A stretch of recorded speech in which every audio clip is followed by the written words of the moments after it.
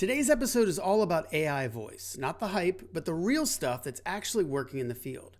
I sat down with Ben from Free to Grow, and we talked about how contractors are using their AI to book jobs, never miss a call, and honestly, rethink the role of CSRs altogether.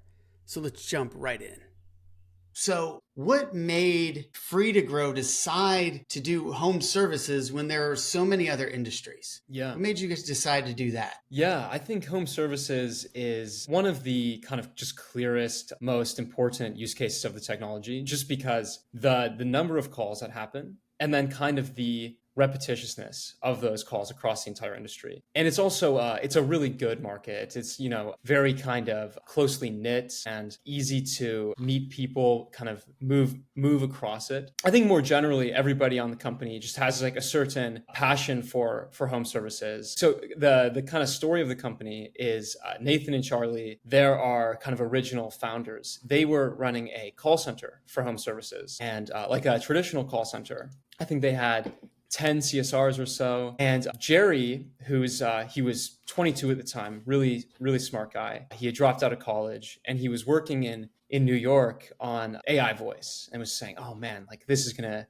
really change the game in home services. He grew up in Queens and his family is kind of in the real estate game. So they do a lot of home renovation, plumbing, electrical type stuff. So I think he really had his kind of finger on the pulse of how big this industry is and how crucial it is. And so Nathan and Charlie tried Jerry's technology. I think this is maybe March 2024. Mm-hmm. And they're just totally blown away. They're thinking, wow, this is really going to change the game. And they were very smart to see that and think, we don't know if human CSRs are really going to be a thing in 5 years.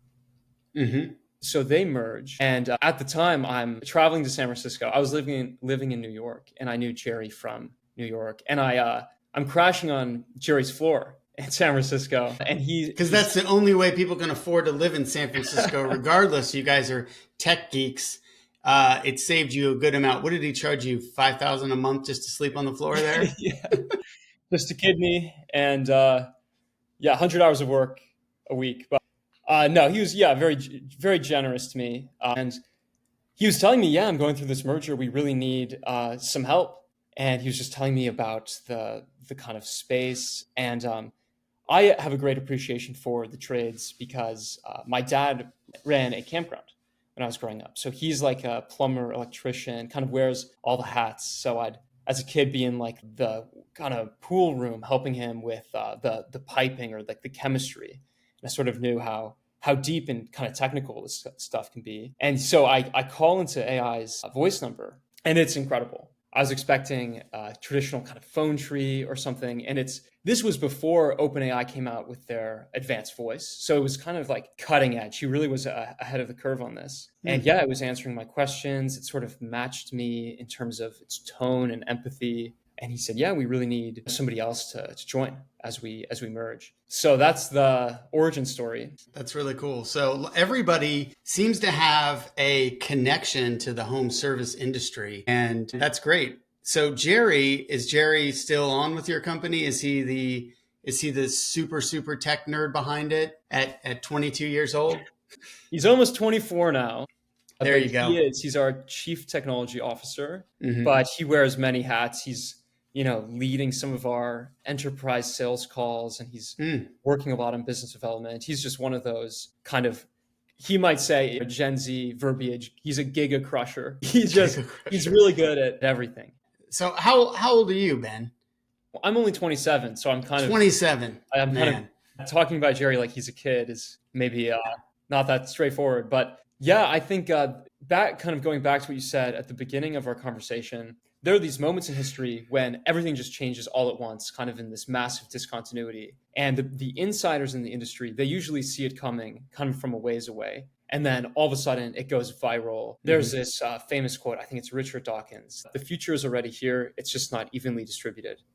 So I think maybe the internet is a good example of this, where it just kind of slowly grew. Maybe at, some R factor just got exponentially bigger and bigger and bigger. And all of a sudden Facebook happens and it's like, oh my God.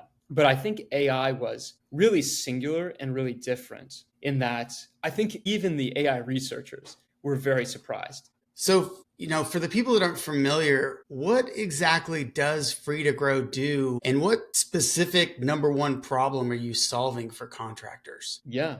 We make sure that contractors never miss a phone call again and provide great customer service to callers 100% of the time. And we do that with very customized and powerful AI voice CSRs that are designed just for home service businesses. And you were mentioning earlier in the call AI, it's really good at some things, but some things it's kind of just missing something. And that's really where Free to Grow comes in. It's easy to spin together an AI voice system today. There's hundreds of companies doing it. But to really succeed with callers in production, in the wild, and book hundreds of jobs into CRMs a day really takes a lot of work. And every day we're finding things. We've been at it. Jerry's been at this for over 2 years. I've been at it here for over a year, and we're still making improvements and getting booking rates better. Yeah, I agree. It's so important to get this right, because the value of a call could be $25,000. Yeah. Right? It really could be. Just to get rid of all your CSRs and say, all right, any AI can do this. No. So we've seen it where I've had it where a CSR has had to, we've been so small, they've gone to the restroom because people have to do that. We miss the call. It gets picked up by the answering service. We don't end up getting a chance to call that customer back quick enough. They use our competition. I know our competition. We talk about it later, and it comes up that customer spent $20,000 with the competition. Wow. $20,000. That's real that has happened before. Yeah. So just answering all of your calls and is necessary and vital. But then how many times have my CSRs blown the call when a customer's asked about pricing and they just start making stuff up, right?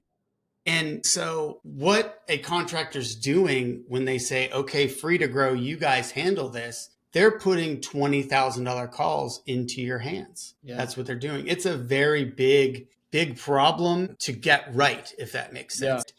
And I think that one of the things that I noticed when I was deciding who to partner with when it comes to this technology, because there's so many companies, I saw that Nextar had trusted you guys to be the official partner of Nextar. And Nextar is the most elite coaching organization out there.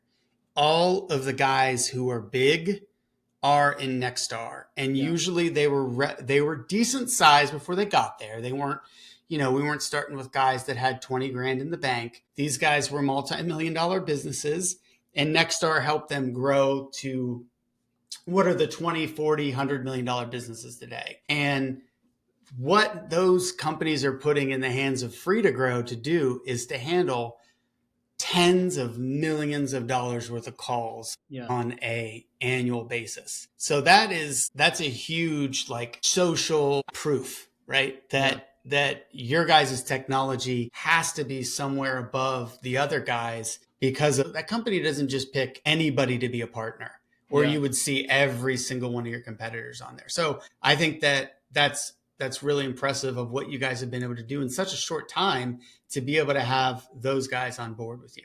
It's an honor to work with Nextar and all the businesses, the incredible businesses they have. And we're very grateful. In general, to work with home services, as you were saying, these calls are mission critical. A call that comes in at 11 p.m. on a Saturday night could be worth $25,000, could be crucial to the business's bottom line. I talk to a lot of contractors, and the ones who haven't adopted AI technologies, and the older contractors, the guys that are in their 50s and 60s, they kind of see AI as like a glorified IVR system, right? And everybody hates IVR with a passion. It wasn't a good technology bridge. Yeah. We hate it. In fact, it still exists today in a lot of organizations. And I talk to it all the time. It's doctor's appointments and things. It's terrible. It's so bad. And so How is this better for the contractors that are thinking, oh, this is just an automated bot? How is this better than Yeah. one of those IVR systems? Yeah, it's one of those things where, we could talk about it all day, but you just got to try it. And Okay. anybody listening who hasn't ever tried AI voice, the latest technology, just give it a call. We have a demo number on our website. If you check it out, Mm-hmm. free-2-grow.com, and you can find Okay. some other numbers across the web. Just give it a call and try to break it. Try to ask complicated questions, and it's just incredible. It's kind of intelligence. I think that's really where it shines right now is just how smart and dynamic they are. And Mm-hmm. it's very similar to a human at this point. When we're onboarding customers and we're kind of setting their expectations on how we're going to scope the system, exactly the kinds of calls we want it to focus on, when it needs to live transfer, we often explain, this is like a human, and Mm-hmm. we'll train it kind of like a human. So we give it call scripts, and that call script is not kind of the entire thing. It's able to very meticulously navigate off of it and back onto it, kind of answer general questions. Maybe there's some really particular point it's supposed to make. If the caller mentions, propane, then the AI has to say, well, we charge $59 dispatch fee, something like that. And then after that, Mm-hmm. get right back on the call script. So it's shockingly smart is what I would. That's awesome. Let's try it Yeah. right now. Let's Awesome. try it. Okay, so what we're going to do is we're going to call Free to Grow's AI voice line. I'm going to really put this thing through the ringer and see how good it is. I'm going to really mess with it, right? Pretty much how a CSR has to deal with it. Let's see what we got. Thank you for calling Free to Grow Services. My name is Anna. How can I make this easy for you today? Yeah, I got up and my air conditioner's not blowing cold air. You've called the right place. We have expert technicians ready to help, and in many cases, we can complete repairs the same day. Let's get you taken care of. Could you tell me a bit more about the issue you're experiencing with your air conditioner? Yeah, I set my thermostat for 72 degrees and right now it's 79 degrees and I went over to the indoor fan part and it's just humming. I think I just need somebody to come check it out. Thank you for sharing those details. It definitely sounds like something we can help with. Let's get you on the schedule so we can have a technician take a look. May I have your name? And could you please spell out your last name for me? Yeah, my name is William Brown. My last name Brown. Perfect. I'd be happy to schedule this for you. Our soonest availability is today, Wednesday, May 21st, from 12 p.m. to 5 p.m. Does that work for you, or would you prefer a different time? No, I'm not going to be home today. What else you got? No problem at all. How about tomorrow, Thursday, May 22nd? We have availability from 8 a.m. to 12 p.m. or from 12 p.m. to 5 p.m. Would either of those work for you?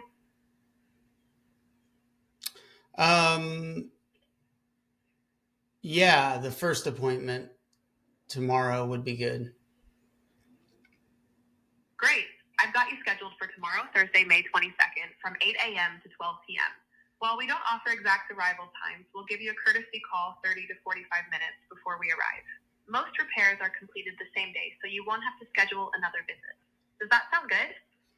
Yeah, how much does it cost for you guys to come out?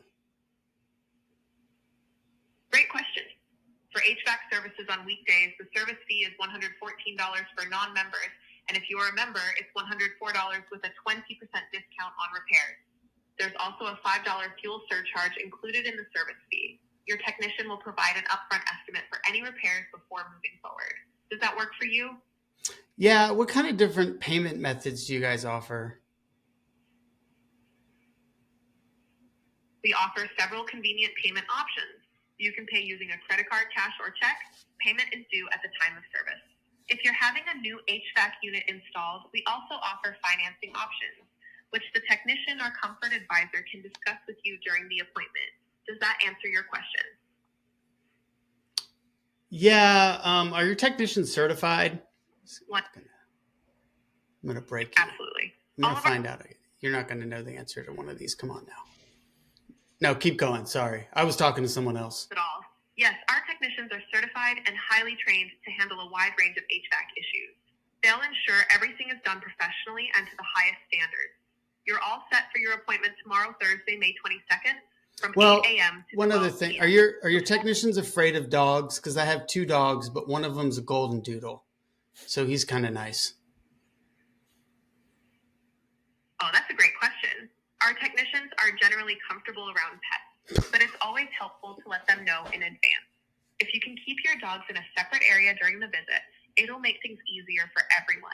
Your golden doodle sounds adorable, though. Anything else I can assist you with? Wow. No, this was actually just a test. I was just testing to see how smart you were as an AI voice. So I don't want you to actually create a job.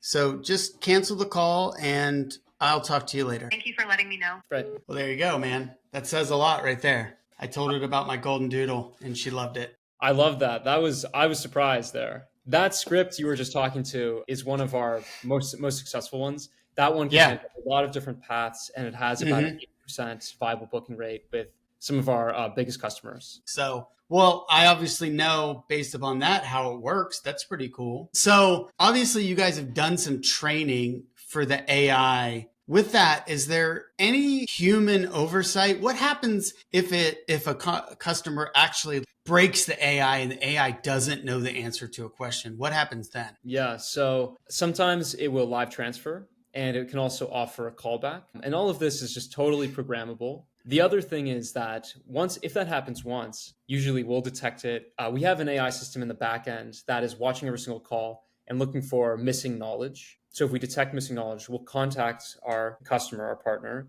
and request that information, or we'll find it on the website.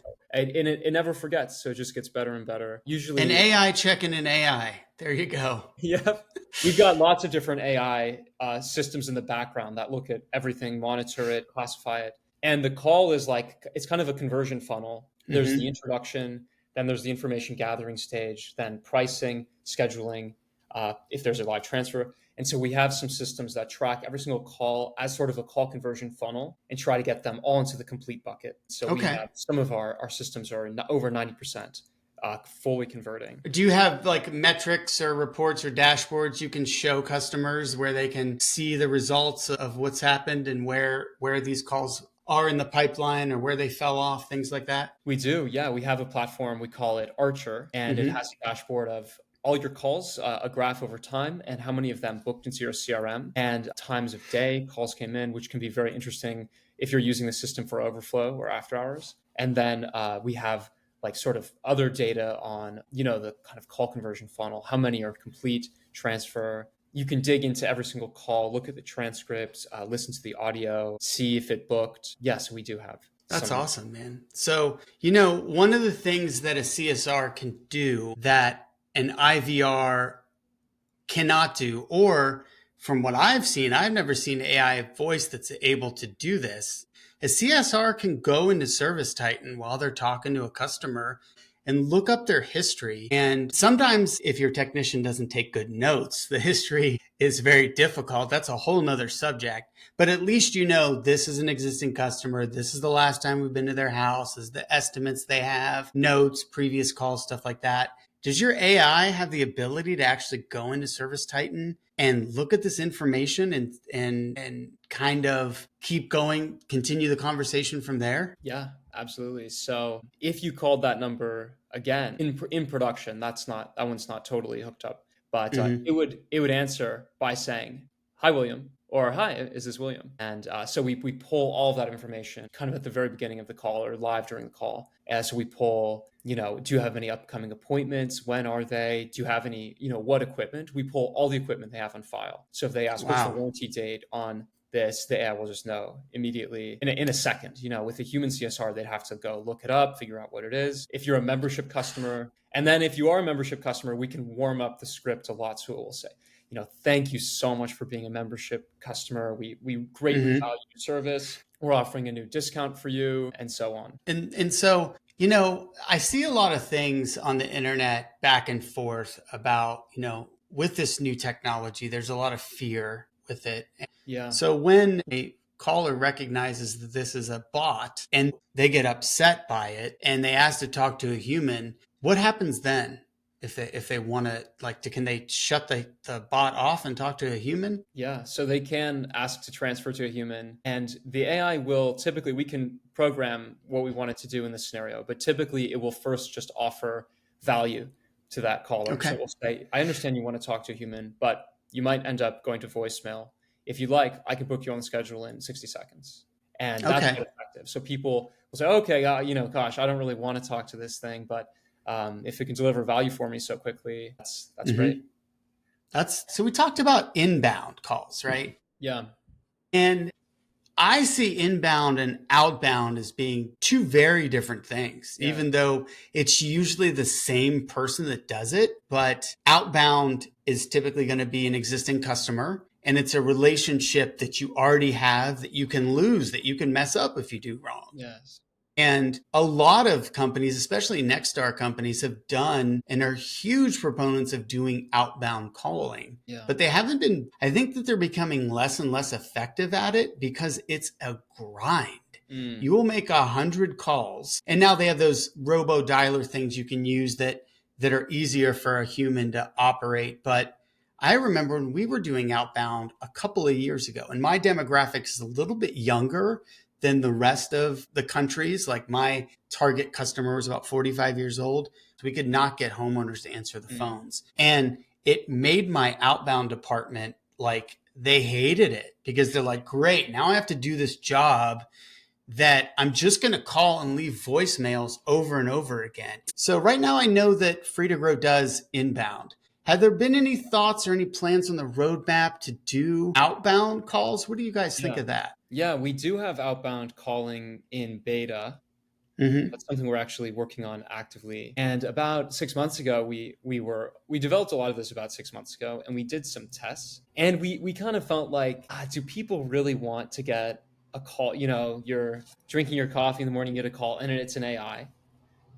But I think that, versus inbound where it's very high intent. It's like, I need X right now. Please You're at the bottom of the funnel, right? Right. Outbound, it's like, you really want to call from an AI. But I think there are some use cases where actually it makes a lot of sense, like maintenance membership type appointments, where it's kind of this nice courtesy thing. And the person who receives the call, they're already a member to the company. So, oftentimes, so they feel like, okay, there's some trust pre-established. So yeah, I think that's what we're doing with outbound. So I would say to anybody listening, if you're on Service Titan especially, and you're looking to do outbound, we'd love to partner with you to build what you want. That's great. I've heard some chatter about setup time, about how long it takes to set this up and get it going. If I were to call you guys and say, yeah, let's get going, what's that process look like from the time that I agree to do it to the time that we can turn this on and this thing can start booking appointments? What's that kind of look like? Yeah, typically for our customers, it takes 1 to 2 weeks, just because there's kind of a feedback process and an iteration process. But really, I mean, we can do it if you wanted, an AI for you to book into, if you had a Service Titan you wanted to book into, and you had a complex workflow and all these things, I could probably get that set up for you in 2 hours, something like that. But it just, then we would have to take some test calls, live test calls. It's kind of like training a new employee for your business. So that makes sense. Their first month, they might make a couple mistakes here and there. Hey, you said this way, we don't really say it. You said manager instead of customer service representative, and so on. That makes sense. Yeah. So, I mean, when they adopt Free to Grow and they start using it, how do the other CSRs at the company feel about it? Have you guys got feedback from that? How do they feel about working alongside a robot, right? Yeah, good question. I think typically it's a pretty positive experience, actually. I think there's this conception right now in the world. You were saying earlier in our conversation, there's a lot of fear around AI. I think in reality, AI is just kind of like your co-pilot buddy. It's not really this Terminator that comes in and completely takes your job. So, I think on the margin, maybe, a call center might reduce its headcount a couple percent. As they take more AI calls, maybe it drops a bit. But everybody else, it's a little bit more flexible. They want to go to the bathroom. They want to get water. The AI is going to take it. I think that, maybe another thing to add there is the best CSR in the world. Let's say they're a 10 out of 10 CSR. They're going to have a bad day. And on that bad day, they might only be, a 6 or something. I'd say the AI, it's getting better every day. And it's, if we're being really honest, maybe it's a 7.5 or something. Like it's a good CSR. It's not the best kind of Right. closer in the world, but it's good. Every minute of every day, it's going to be a 7.5. And it can take 1,000 calls simultaneously. And in every single one of them, it will be a 7.5 good. And then That makes sense. we ship a little software upgrade, and all of a sudden, it's 7.8 out of 10 good call. And so this just kind of keeps going. I think, unfortunately, at some point, when it's a 10 out of 10 good, 100% of the time, I don't know what happens to the people who... To the 10 out of 10 CSR, that top one? Yeah. I'll tell you what, that 10 out of 10 CSR though, I've had a couple of those over the years. And I've had some 1 out of 10 because I did not know what I was doing when it comes to hiring. I've had some 6 that I've held on to. So if you're a 6 out of 10 CSR right now, this thing is going to fire you. That's the reality. Yeah. It will, because you're not as good as it, even close, right? And I'm sorry, but that's what's going to happen. If you're an 8, you'll probably be good. If you're an 8 on your way to becoming a 9 or 10, then a business owner, because as a business owner, I would say now I'm starting to think about what other jobs this person could do within my company. Yes. Right. That's what I'm thinking about. I never think like, ooh, how can I get rid of people? I only think, how can I get rid of shitty people, not people that care? So the people that care and put in effort and really want to do a good job, there is always room for that person in a company. No matter how much AI is there, the people that care will have a job. AI is going to make it so the people that care don't have to do the terrible stuff that they hate doing that still needs to be done. Because what I found is the people that are really good, if you ask them to do monotonous, boring stuff, they don't give 10 out of 10 towards the boring stuff. And guess what? Neither do you as an owner. So we find AI as something that can say, these are a bunch of things that we need to do because they make the business move. They keep turning the gears. I don't want to put a 10 out of 10 employee on that stuff. Right? I would rather take that 10 out of 10 employee and brainstorm with them things that we can do to improve customer service in the future, and have them maybe even work on new projects, higher value things. So to be straight up, if I'm talking to all the employees in the future that are nervous about AI, if you don't care and you're not really good at your job and you're kind of skating by, this is a wake-up call. You will lose your job to this technology. I don't care if they use Free to Grow, if they use anybody, you're done. That's it, right? Yeah. It's eventually going to come for you. If you're somebody who cares and you want to do a good job, you like working with people, and you're always willing to learn, owners will figure out a way to keep you in the company. Yeah. They will do it. So that's kind of my feeling on it as an owner. I'd love to talk to the guys who have $50 and $100 million businesses, the big behemoths that have call centers with 30 people in it. They're not going to just wipe out all 30 of those. There's 5 people in there that they go, I wish I could, pause their daily busyness to increase what it is they do. Yeah. Now, what happens to the other 25 people? I don't know. But whether or not you're one of those 5 or you're one of those 25. You know that. And it really comes down to effort at the end of the day, in my opinion. I completely agree. I think if you're a really good communicator and you're good with people and you're empathetic, I think there will always be opportunity for you in human society at large. But I also think that AI is just going to create so many more jobs than it will take. Actually, at Free to Grow, one of our customer success team members, she's fantastic. She used to be a CSR in home services, and now she's training AI and helping other home services. The perfect person to train AI is a 10 out of 10 CSR, right? Yes. Right? That's awesome. And then we need to watch all these calls. The human element doesn't really ever go away. And I think at that point it does. We just live in this bizarre kind of utopian world that nobody can even envision right now. Don't we want that though? Don't we want a world where we're not doing monotonous shit? Yeah. We do want that, right? So the future of like I remember you'll see, especially in politics, where they're like, these manufacturing jobs left and bring back these jobs. None of us want those jobs, man. We don't Yeah. want to do those Yeah. jobs. We don't want to work in factories. We don't want to manually enter data. We Right. don't want to robotically outbound customers and ask them to Yeah. schedule appointments. We don't even like when they answer and we're interrupting them from whatever it is they're doing, right? So the AI is going to do all of the crappy stuff that we're doing right now. It really is going to create a bigger purpose for all of us. Now, some people are going to be unemployable by this. Like they were barely employable as it is, right? You could barely get them to come to work. When they came to work, they were not good for culture. They were just, kind of cancerous. They were right on the edge. AI will push those people aside, and maybe some universal basic income will take care of those people. I don't know. That's a whole nother story. Yeah. But I really, there's a lot of people, if you go into a company today, that are just like going through the motions. Right. And maybe 90% of the job that they have is monotonous and everything, and 10% they get excited about.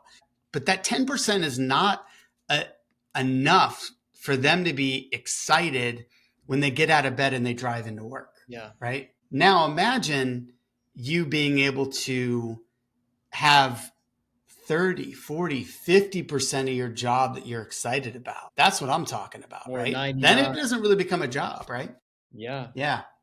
Yeah, it's so hard to say where all of this is going to go. I think we like to think, oh well, we have science fiction, so we know what's going to happen, and we don't know. Like history. I know history, and so things will kind of be similar. But I think it's really hard to realize that we're really we're in the future, and we're on this crazy cutting edge. We're at the very boundary of something, and nobody knows what's going to happen. We have no idea what's going to happen. No idea, man. And if we knew what was going to happen based upon history, wouldn't all of us be very, very rich in the stock market?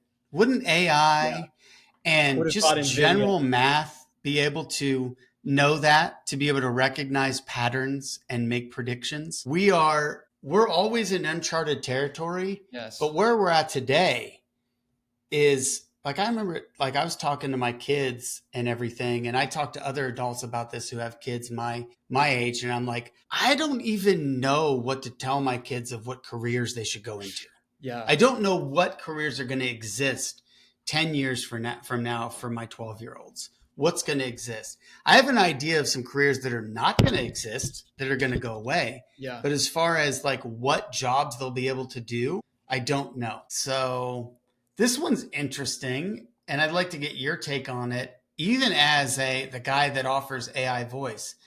Let's say I'm a contractor with a 10-person shop, very common size contractor, 10 people all in, a few techs, a couple of people in the office. Part of your business would you automate first? Definitely inbound calls. Well, I'd take a step back. I'd say first, make sure you have a good CRM setup, and that you're really tracking your leads, tracking your booking and your scheduling. We work with some customers who, they have kind of internal processes. Maybe they've been doing this since 1980, and they haven't quite modernized. Or I would say if you're on like a really old kind of fringe CRM and it's just, you've stuck with them because you have a relationship, I might say, maybe move to one of the big players. They're just so sophisticated now.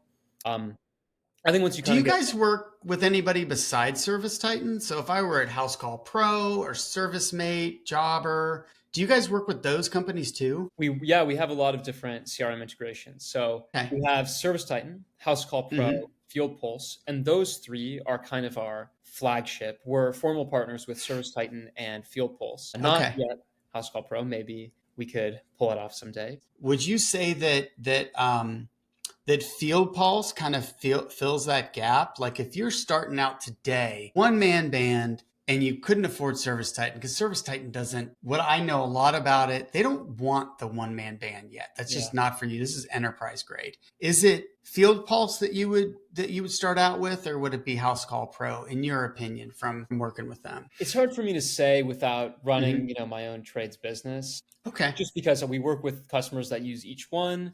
they all seem to like it somewhat. I will say Field Pulse is great, and they have a really good API that we've been able to Oh, that's use and good. work with. Yeah. It's like, I think, Better than Service Titan's API? I mean, Service Science is also pretty darn good. I feel like I've seen better, but it took me a while to understand it. It's the organization has room for improvement. I like that. You're an official partner. The organization it looks like it was patched together as they were building the software, right? It didn't begin with the end in mind, but I've used other APIs that one call gets you so much information in Service Titan. It's like, I really got to do this just to get to the customer's phone number? Yeah. I will say, but anyway, the House Call Pro API is one of my favorites. It's just, oh, really? There's okay. like one query and you get a ton of stuff. Service Titan is also great. When you query capacity planning, you get a ton of information. That's good because you guys need to look at capacity planning to be able to offer appointments, right? Right. Yeah. And it has to be really fast. It needs to be very low latency because we typically pull all this information at the very start of the call so that when the call starts, no matter what the caller says, bam, it's ready to go. We have the name, the zip. Yeah. Because it's not going to tolerate lag. Well, let me look up. Actually, you could fake it by saying, let me check something in your system, because that's what a real CSR does today, right? Yeah, that's kind of the magic of the AI is it never does that. So it's just right. Yeah, it's like, I'd like to reschedule my appointment. Yeah, sure. I see it's tomorrow. That's awesome, man. Give me 2 minutes. Well, I'll put you on hold. So you heard it from Ben. You want to start with a good CRM first, because answering the phone and booking into something that isn't clean and isn't set up right isn't going to help you as much. So get the CRM first and then get this AI voice so that you can answer these calls correctly and book these appointments, right? And then after that, there's a lot of other stuff to do after that. There's a lot. Yeah, I guess you can just keep automating until you need. I had 130 zaps in my company that were working that automated thousands and thousands of tasks. But this was pre-AI. So you had to create a zap and an automation for things that your AI can cover 25 of those right now, right? So it just started to consolidate all these things, right? So, so we tried Free to Grow with the phone number, and I tried to break it. I didn't break it.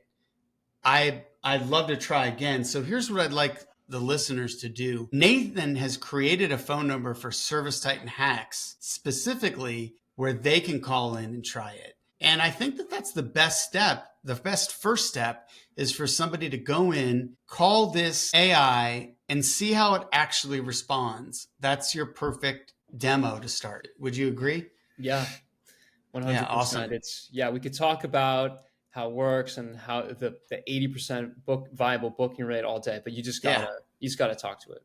That's awesome. So I know you were talking about outbound. Are there any other upcoming releases or features that you're really excited about? Anything else in the pipeline? Yeah, I don't know. We've got a couple things, but I don't know if I want to say any right now, just to get anybody's hopes up. One thing we've been working on a lot is just deepening our integrations, especially with Service Titan, House Call Pro, Field Pulse. And we also have integrations with ServiceMinder, Service Fusion. We have some Jobber in beta. We have Salesforce. We have a lot of them. But really those big three I mentioned, adding return customer functionality, doing some really smart stuff around the caller has a new location. It's an existing caller, but the location has changed. Intelligently making that new location, job types. So we're really focused on perfecting this inbound workflow and just making this thing a booking machine. You set it up, get it live, and it's just printing jobs. It's going to go super deep before you go wide and try to be the next Service Titan. A little bit of everything for everybody, right? Exactly. So I like it. That's our plan. Cool. Yeah, our competition, some of the big names your listeners may have heard of, they're definitely trying to do 10 things. And we've actually taken a lot of their business on the inbound side. A lot of people will come to us and say, this is just, it performs better. The onboarding experience was cleaner. You can always make onboarding better. You can always enhance the AI and the integrations. You can always get better at it, because I'm sure that I agree that the integration is probably better with one CRM versus another. And